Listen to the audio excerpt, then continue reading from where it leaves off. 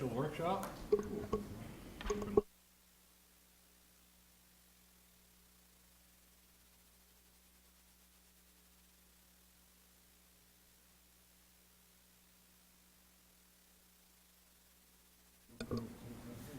Now can you hear me? Okay.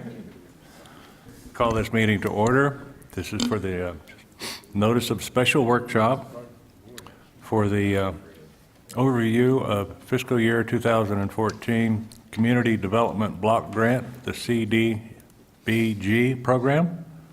And Ms. Duranzo, would you like to start the meeting?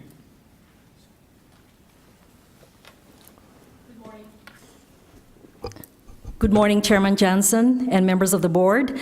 Thank you very much for allowing us to meet with you for the workshop this morning. The program actually in CDBG started in 1984, and believe it or not, my first job in Mohave County in 1986 was working with CDBG program. So I've grown with this program, and it has been with my department all these years. So I'm very happy to report to you that our program has been a very successful program for Mohave County. This morning, I would like to introduce staff who will be helping me provide the information to you. We've invited the Arizona Department of Housing staff. We have Diane Olson, and we also have Tony Pattison. They are the Community and Revitalization Program Specialist for the Arizona Department of Housing. There may be some questions that you may have with the state and their regulations or the information we're presenting that they could answer for you. In addition to that, I have Dave Wolf. He is our Housing and Community Revitalization Manager for Community Services Department. And also Barbara Blythe. She's our grant coordinator specialist, and she's actually the front line of our CDBG program in Mohave County. So to start off, I promised to finish this in 30 minutes, so to start off, let me give it to Dave Wolf to give you some background information, and then I'll take it off from there in a little bit. Dave? Thank you, Susie. The Community Development Block Grant Program, just as a basic overview, the Arizona Department of Housing,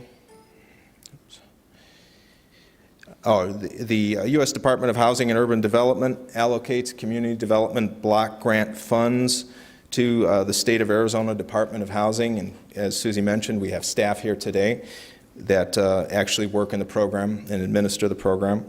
And the Arizona Department of Housing administers what's called the state CDBG program.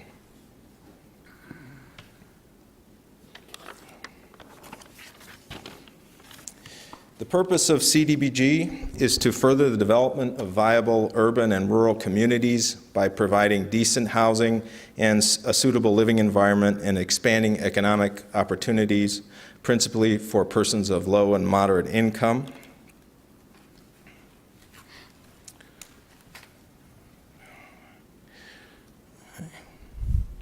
Each proposed CDBG activity must meet one and only one of the following national objectives. There are three. In 20 years of doing the program, we've only worked with the low and moderate income benefit method of determining project eligibility, but I'll just go ahead and mention them. The first one is urgent need, which is having a particular urgency which poses a serious and immediate threat to the health and welfare of the community. Low and moderate income benefit, and this activity must benefit at least 51% of persons earning no greater than 80% of the HUD area median income. And then the third national objective is slum and blight elimination.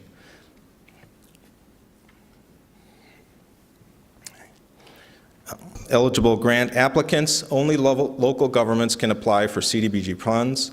There are two categories of applicants. One are the larger metropolitan areas. Those are the entitlement communities, such as Maricopa County, City of Phoenix, City of Tucson. And then we have the non-entitlement communities, such as Mohave County and the cities of Kingman, Lake Havasu City, Colorado City, Bullhead City. And they're all unincorporated cities and towns that are handled, these are the smaller ones, are handled by Department of Housing and the state CDBG program. Eligible grant activities. The CDBG funds can be used for a diverse range of projects, and they include public facility improvements, and police protection facilities, community and supportive housing facilities, public services, housing, economic development that is tied to job creation, neighborhood revitalization and redevelopment, and planning and capacity building. And we'll give some examples of these types of projects later in the presentation. Some of the past CDBG projects, and these are only some, we've worked with nonprofits in purchasing equipment for groups that work primarily with low and moderate income people. We've worked with fire districts that represent low and moderate income communities. We've done a lot of owner-occupied housing rehabilitation in the past years, and the nice thing about owner-occupied housing rehabilitation is it can be done in any district of the county, and with the shrinking dollars that we've been receiving, we can allocate that according to each district, and the state only considers that actually one project. But let's see. We've purchased vehicles for senior programs, for their Meal on Wheels programs, and we've worked with small water districts that represent low and moderate income communities with well site improvements and increasing storage capacity, drilling wells. Total past CDBG projects since 1984 has been approximately $7.6 million.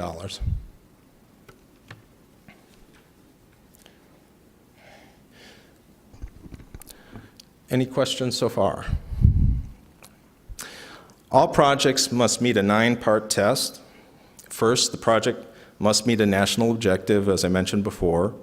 It must fall into a category explicitly authorized with a CDBG statute as eligible activity. The applicant must be eligible. Costs must be necessary and reasonable. The project must result in a benefit to low and moderate income persons. The project must be ready to start. The recipient must have capacity to complete the project in a timely manner, and the completion must be within 24 months of the date of our contract. And the community in the project must comply with federal overlay statutes. So this is a federal grant. There are a lot of restrictions, requirements involved, and such as an environmental review. Each project has to complete an environmental review process. There is federal labor standards that apply if you're doing a construction project as well, and that's just a few examples of the different requirements. The project must comply with the priorities of the state as articulated in the state's consolidated plan and annual action plans. This is something that's new and only started, I believe, 2 years ago.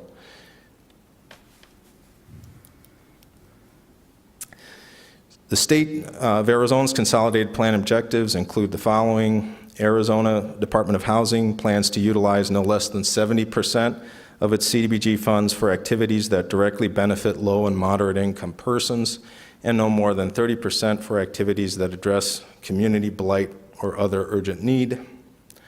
ADOH will only fund projects that have received a priority ranking of high or medium in the state's 2013 action plan. And then this is a new requirement this year for us, and that is Department of Housing recommends no more than 3 projects per county. Applications in excess of 3 projects must meet certain criteria as outlined in the handbook.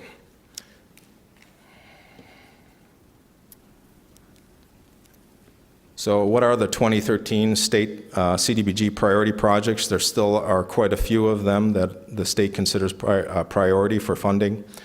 Public facility improvements, including wastewater and water system improvements, road and street improvements, flood and drainage improvements, other public or private-owned utilities, fire and police protection facilities, fire police station construction, fire trucks, firefighting equipment, ADA accessibility improvements.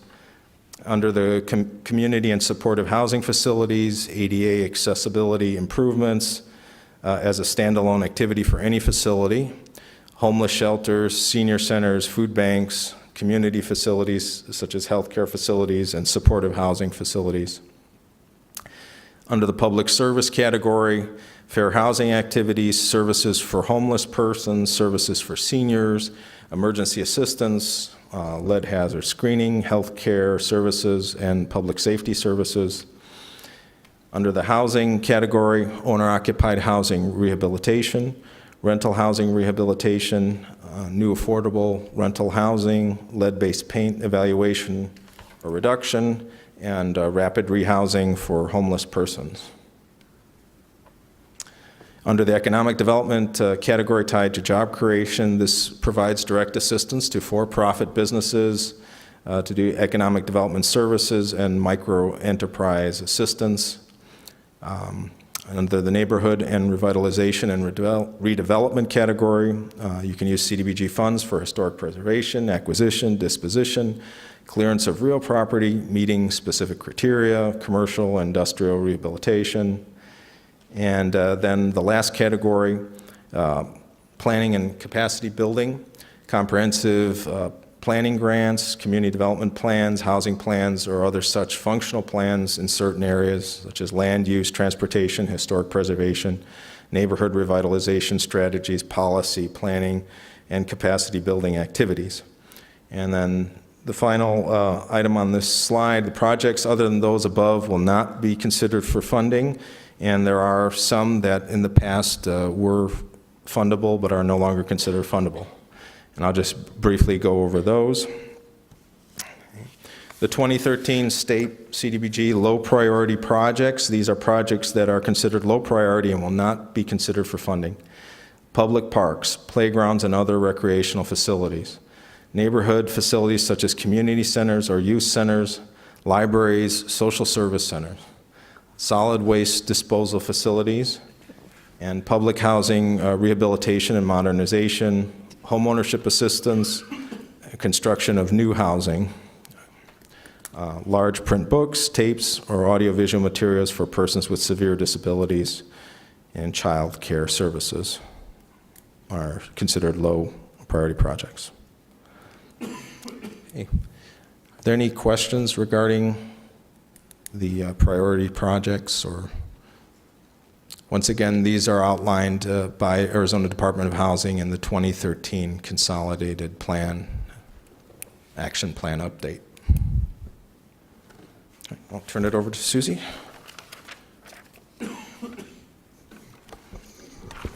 Since we have Department of Housing staff here, and there are two critical issues that may be facing us as part of this work session, I'd like Diane to address the issue of 3 projects that the state is recommending, because obviously we have 5 districts and we used to divide the money into all the districts. I'd like her to address that.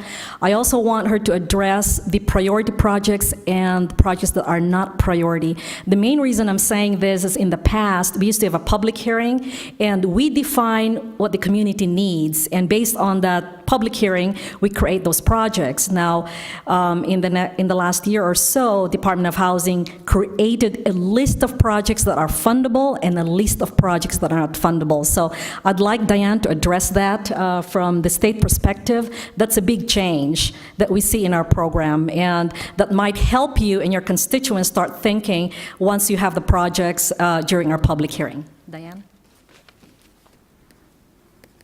Good morning. Start with the 3 projects limit, and that was a decision that was made by our funding committee. Our funding committee at the department is comprised of basically our administration. It's our executive director, the deputy directors, and then the supervisors.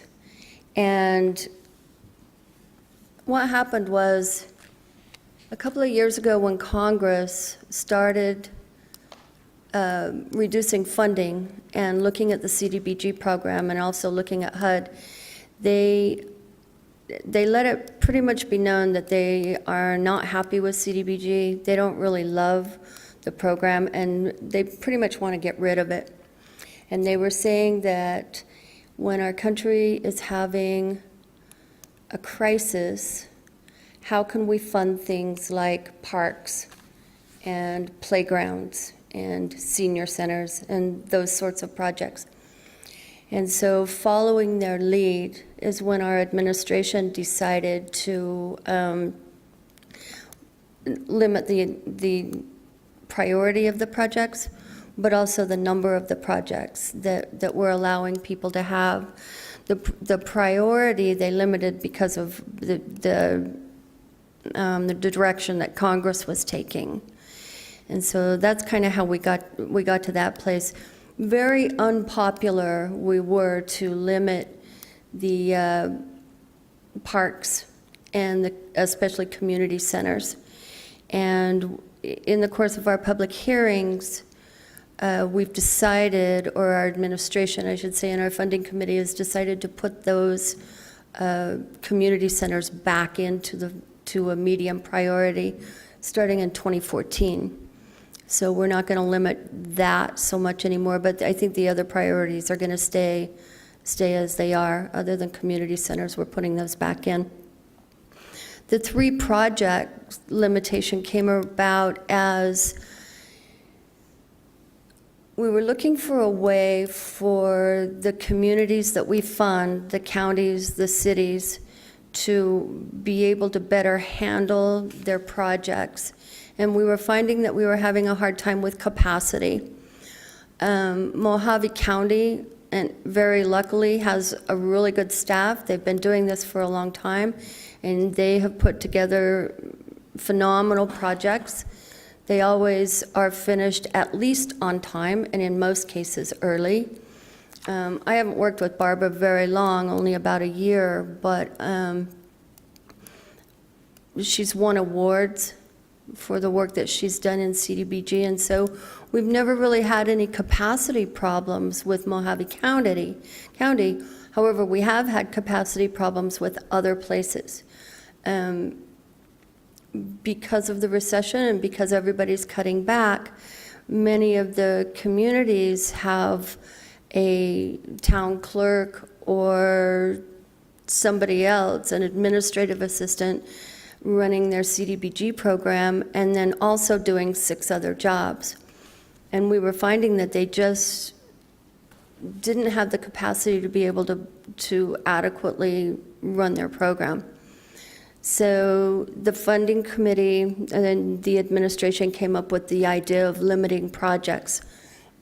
Excuse me, we've limited to 3 projects for counties and 1 project for cities. And this is a suggestion, it's a recommendation, highly recommended, but it doesn't mean you can't have more than 3. There are some hoops you have to jump through. As far as Mohave County goes, there's no doubt in my mind that if you were to ask for more than 3 projects, Barbara could produce the sort of statistics that she would need, that you would be able to get more than 3 projects if that's what you want to do. That being said, Barbara and I worked out the numbers one day, and with the amount of money you get, which I think we said was $463,000, if each district supervisor wanted to do their own project, you know, you could do the math, but I think we came up with somewhere around $80,000 per district. So you have to kind of weigh that. So that's kind of how we got to priorities and how we got to projects. Do you have any questions about that? Mr. Chairman, I have one question. You mentioned that originally it was parks and community centers were low priorities, but because of the unpopularity, they were moved back to medium priority. Was that just community centers or parks and community centers? Just community centers. I don't think we're moving parks back into a medium priority.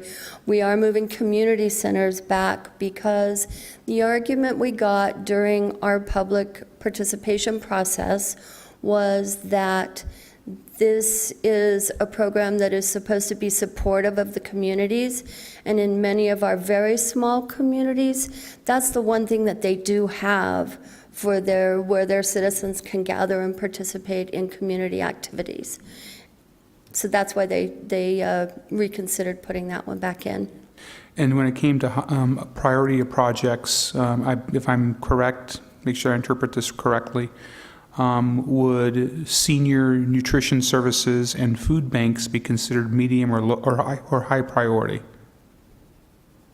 Senior nutrition, I'm not really sure of. Do you remember that one? Food banks are good. Food banks are either a medium or a high priority. I'm doing one right now for La Paz County. Okay. But the senior nutrition one, I'm really sorry, I don't remember. I can find out. Thank you. Anything else? Thank you. Thank you. Thank you, Diane. I hope that's going to guide us a little bit in identifying an action item later today on how we're going to divide the funds, at least in Mohave County. Talking about funding,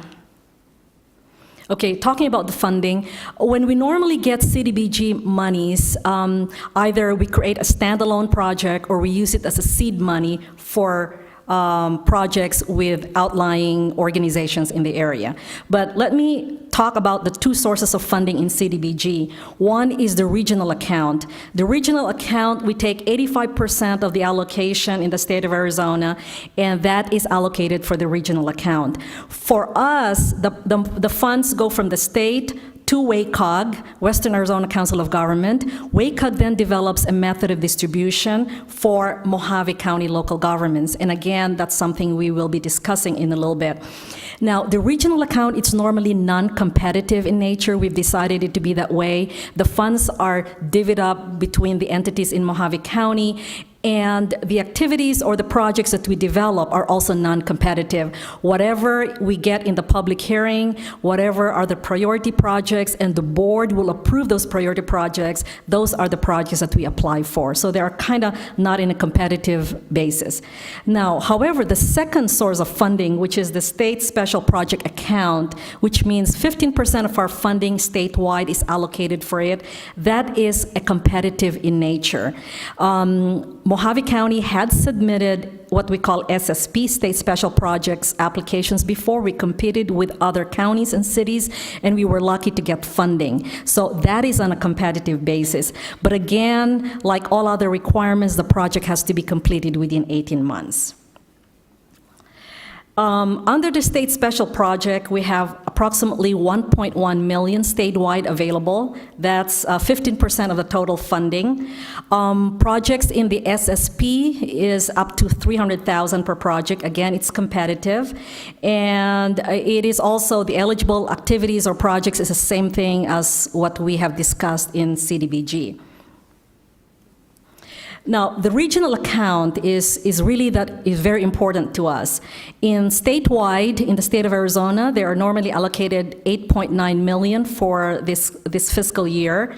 WACOG's allocation out of that is approximately $2 million. Okay, then WACOG distributes it to actually 3 counties, La Paz County, Yuma County, and Mohave County, based on population and poverty. That's the formula which they use to distribute the funds to those counties.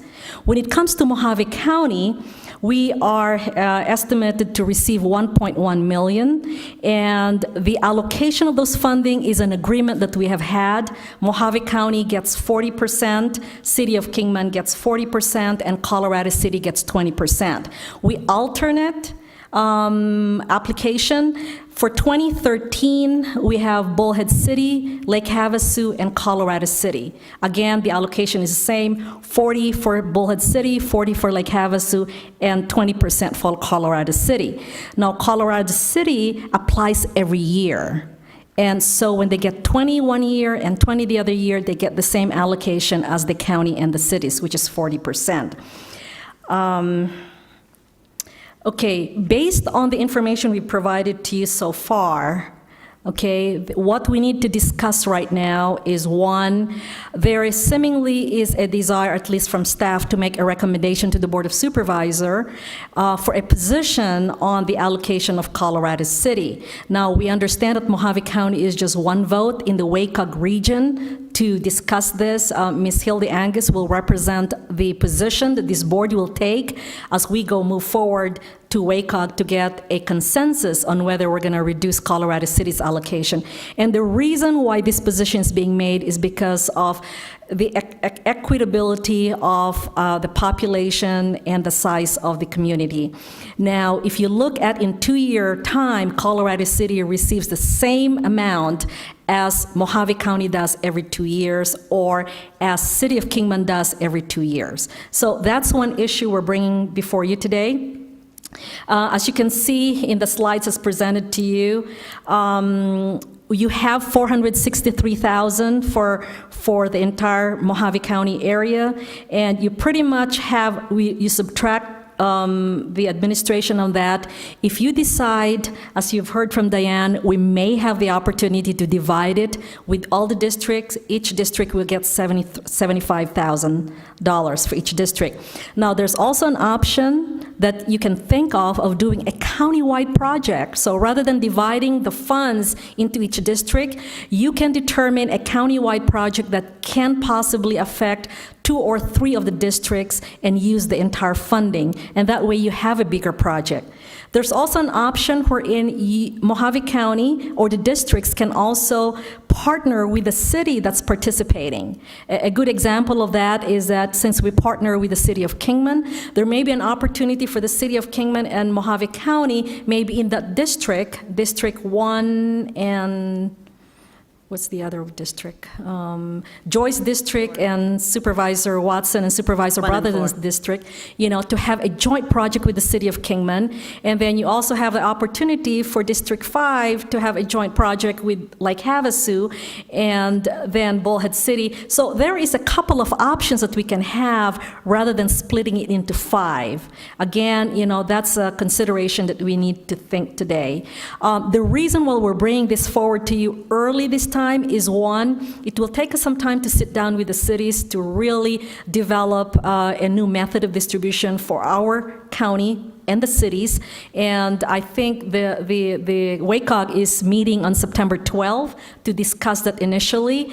Now, normally we have a public hearing sometime in October, and Barb can tell you a little bit, what's the schedule that we have. By October, we're going to have our first public hearing, we're going to get projects together, and then it's our turn to apply in fiscal year 2014. So any direction that the board can give us at this time will be important to us as we move forward, so we know what to tell the public once they're saying, I want this project to be considered, on how the funds are going to be distributed within the county and within the districts that we have right now. So, do we have any question before we can have some discussions a little bit on these issues? Is there an indication, at least for discussion, that the board would entertain reduction of Colorado City to be given as a recommendation to the WACOG Executive Board? Mr. Chairman, I don't mind. Divide them up. Take the burden off Buster. You're always making him start first, so. On the issue of the supportive of reducing Colorado City, I do agree with you, Susie, that on a per capita basis, it's very unfair. There's need throughout all of Mohave County, and we shouldn't letting one geographic area benefit disproportionately. So as an intellectual exercise, I agree with you. I'm willing to listen to dissenting opinions, but fair is fair. It doesn't seem like that's particularly fair. The issue when it comes to, do we do 3 projects, do we do 5 projects, or do we do one countywide project? I'm willing to consider, from my personal viewpoint, either one project for each district or doing 3 projects where we buddy up when it comes to, Gary and enjoy doing something, and Buster and I, or Hildy and I, or someone doing something. I'm open-minded on that. From the dynamics of my district and Hildy's district, I think we have an advantage to some degree, and I don't know if this is potentially workable or not, but there are various, at least one very large foundation in our area who looks at many of these same issues, but they can't engage unless there's a partner. And I wondered if is CDBG funds, for example, on the issue of food banks. I'll throw that out there because that's something that's in the back of my mind right now in my area. is it possible that CBG funds can be used to partner with foundations? Or is there any, which is a private entity, to basically double dollars? Is that prohibited or is that allowed? Yeah, in my experience with CDBG for many years, it is allowed, and in fact, it's preferred. As you probably see, the dollars are dwindling, and one small project, you can't do it. In the past, we've used CDBG as a leverage to work with organizations and foundations to look at bigger projects. The downside of that, though, and let me explain that, the downside of working with a project with other sources of funding is that the regulations, the states, the federal statute prevails. Like, for instance, if we do a construction project, okay, and CDBG contributes $100,000, and another organization contributes $500,000 to this project, guess what? The Davis-Bacon wages applies. So federal statutes apply whenever you use federal funding to a project. So we need to be very careful. Will it be most cost-effective if we just leave it alone and not use federal funding, or we're going to use federal funding and then we'll see we can comply with the state statute and doesn't make the project more expensive than Right. what it is. But you're right, we have used CDBG to leverage other projects before, and that's been very successful. In fact, they prefer that because we get people to engage with us in developing those projects.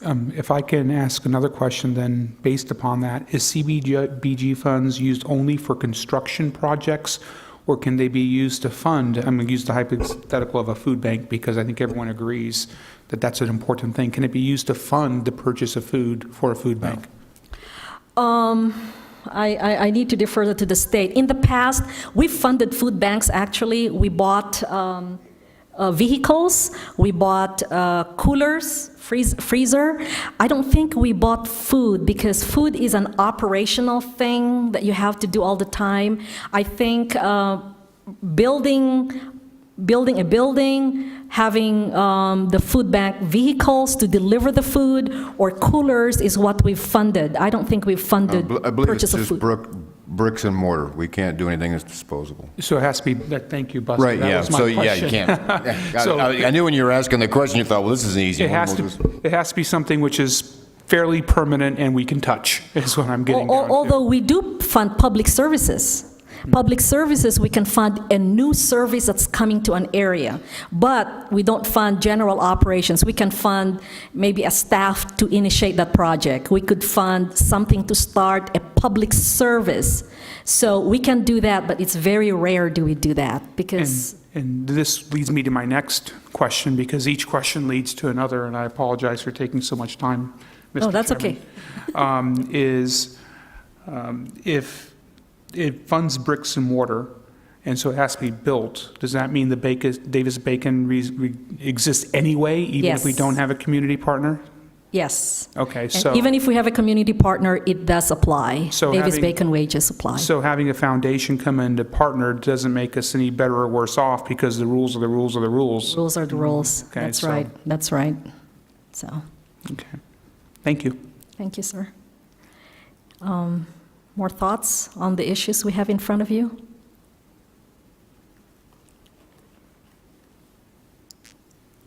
Anyone have any programs that they're flashing out? Well, something that's, I would like to have some time to take this back to my constituents and kick the ball around, but off the top of my head, there's a food bank in Mohave Valley which is in constant use. It's the Mohave Valley Food Bank, and it is, I think, from my observation, it is a dilapidated trailer, which is very nice inside, but the exterior is horrible with the ramp and everything else, which when I walk on it, I think I'm ready to fall through. But, so that may be something I think we should be looking at from my own perspective, if it's a bricks and mortar only type of project. So I'm sure there's other issues out there, but that's the one that's going red alert in my mind right now based upon conversations I've had with people in my district. Supervisor Brotherton, do you have any projects jumping out? You know, I've been concerned about our senior center and some of the things going on there, but I don't know, I'm not real sure that this would be one of the projects that would qualify. Well, when we do have a public hearing and we actually have somebody come forward with the project, we have the ability to work with the organization or with the supervisor who has that idea to be able to determine whether the project is fundable or not. And if I could, Mr. Chairman, because just for clarification, on the, right before food banks on the priority projects, the words, or the phrase senior center does appear, senior centers, so maybe it is, because, Well, in the past, like in Havasu City, we partly funded the senior center in Havasu City with CDBG funds. We've also used CDBG funds to expand the senior center in Kingman in the past. So I think they're still able to do so. They're still priority projects. Okay, so the senior centers are. Very good. You and I could partner on it. Yeah. We can work on it. yeah. Okay. Supervisor Angus, do you have any? Jumping out? Supervisor Johnson? And the question I have is, these evil people from Phoenix who came up here,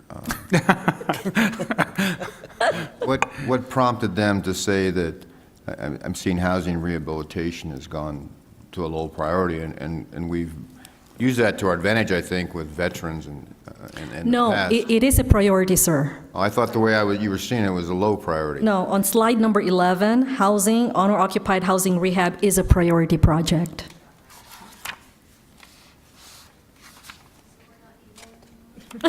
I wouldn't take away the evil moniker, no.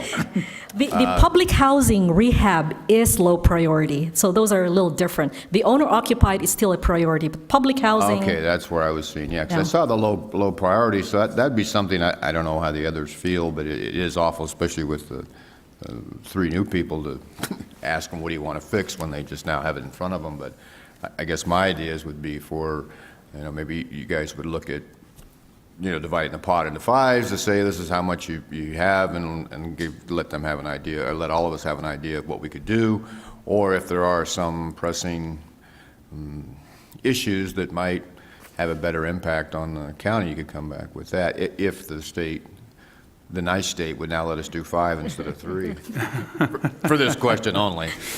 I think our good performance probably will support that a little bit with the state, right? Yeah, I think when we do have a public hearing and we gather all those projects, we're going to present it to you and say, these are the projects we've created. We can actually do partnering with one district. We can partner with the cities. We can do a lot of things that we can come back to you once we do have the public hearing. But Ms. Angus, do you have a question? No. Oh, okay, all right. Let me give this podium to Barb a little bit to give you some kind of a calendar so that you'll have an idea once you're talking to your constituents on when these projects are actually going to be taken and be presented before you as a board. Barb?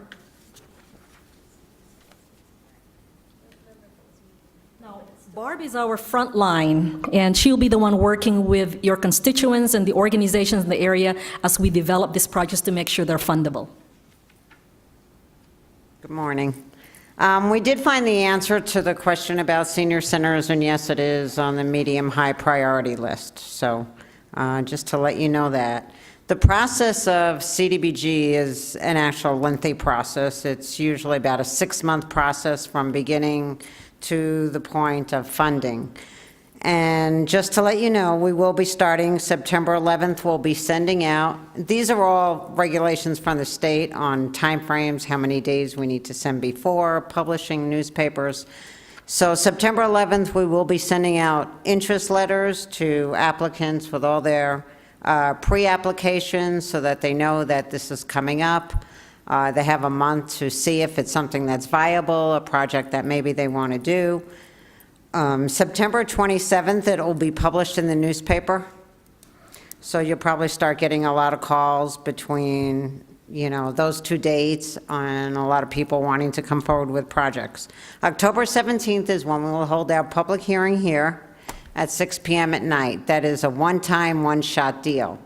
That means that anybody who does not show up to this public hearing has lost their opportunity to come forward for a project. So if anybody talks to you about it, that's something you need to stress to your constituents, that they have a one-time shot. At that point in time, just to give you a little idea of what will happen, community will come forward, will identify needs, Anyone who wants to address a project has to be that entity coming forward. They will identify their project at that time. They're not going to give an hour presentation. They're not there to sway anybody. At that point in time, we're just there to put it on the board, to identify the project of what it is that they're looking to get funded for, how much money they need. From that point on, we'll know on some of the projects right there and then whether they're fundable or not, based on the priorities and then based on what they're coming forward with. We've had people come forward for dog spaying and neutering. Obviously, they might have a low-income homeowner, but dogs are not a priority. So we'll know on some of the projects. It's very detailed. If someone comes forward, they need to be a nonprofit or 501(c)(3). They need to be financially viable, so they can't come forward with a project. We fund it, and then when that funding is over, they fall apart because they have no finances to continue on. And that's some of the regulations with the state, that they have to show that they're viable, that they can continue on for the next 2 years maintaining this project or this funding that they receive, whether it's a public service or a building. So there's a lot involved. There's financial audits, there's land, there's financial commitments from other entities. They just can't come in and say, well, so-and-so said they're going to give me money. It has to be solid commitment for their funding. After we have the public hearings, we'll give it almost a month. From October 21st through November 8th, we'll all start having technical assistance meetings with all those entities that came forward to help them to put their projects together, to see if it's fundable, to see if they have everything that's required by the state to make this a project that's able to go forward. At that point, we'll know deadlines are November 8th. After that, we will submit a summary to you of the prioritization of projects. We'll tell you what's fundable, what's not, and why, so that you'll have a clear understanding of why some projects can go in and some just had to fall off. On December 2nd at the board meeting, you will identify the projects, and we will start the process of completing the applications, working on them. As Susie had said and Dave said, we have to do environmental reviews on every project. Some are very intense, some are not. But those take about 2-3 months to complete. So that's why we start a lot earlier. In January, once again, we will publish in the newspaper what projects the board is identifying and if there's any comments. And then application, a public hearing in February, you'll adopt a resolution to move forward with these projects, submit applications. And then in May, our applications will go into WACOG.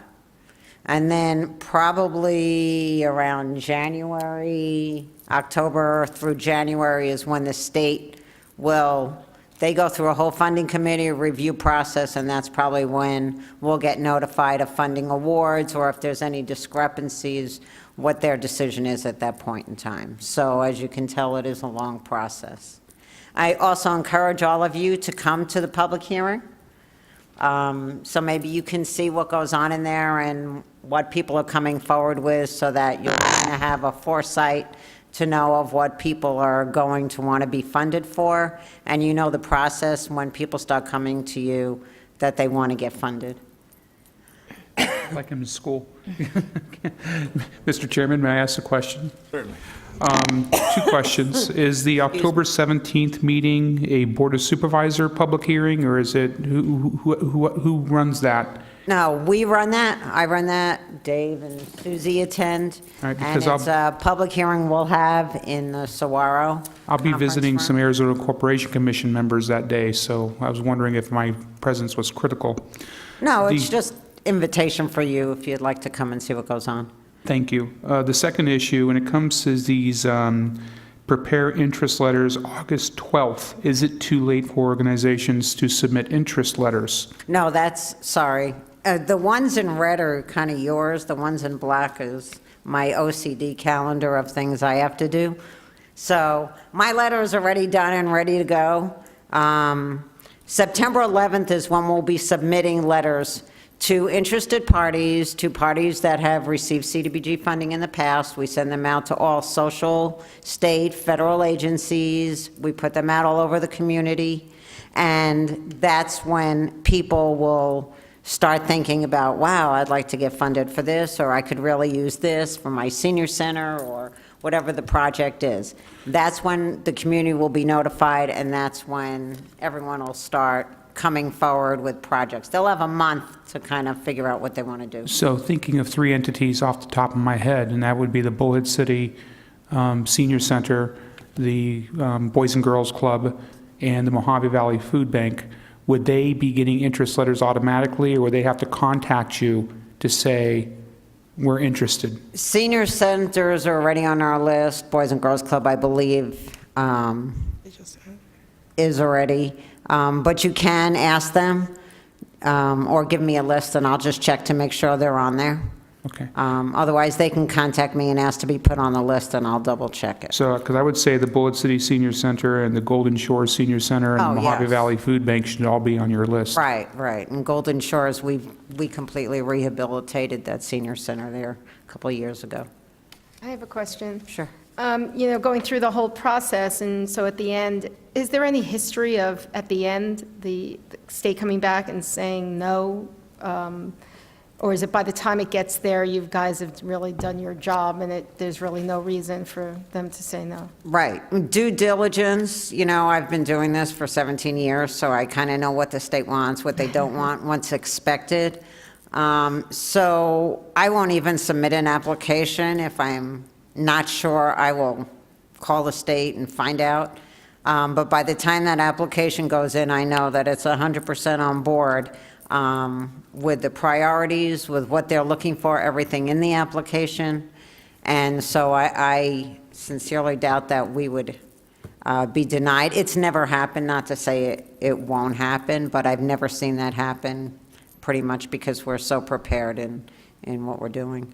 Thank you. Any other questions? I guess, Mr. Chairman, the other thing just for the board is